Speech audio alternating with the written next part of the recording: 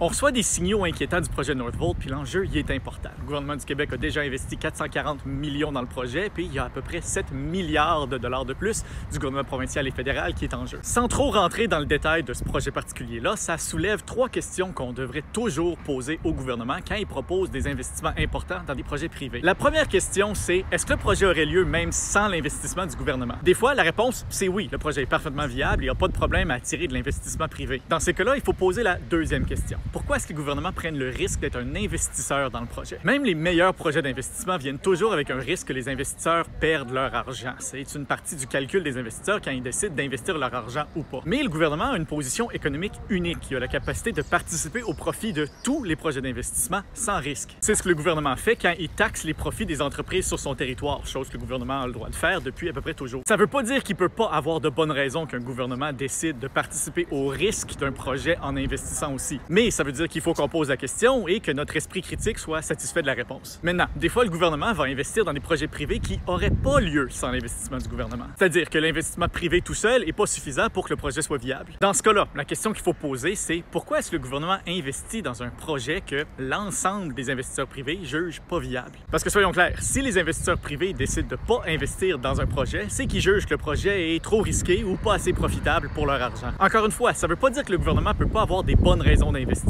pour des raisons stratégiques ou de positionnement, par exemple, qui peuvent dépasser le projet particulier. Mais c'est quand même notre responsabilité de poser la question et de se demander sérieusement si on est convaincu par la réponse. J'espère que les prochaines fois que les gouvernements annoncent des gros investissements dans des projets privés, on va leur poser ces questions-là, parce que c'est notre argent, puis c'est à nous de s'assurer que le gouvernement l'investit dans nos intérêts.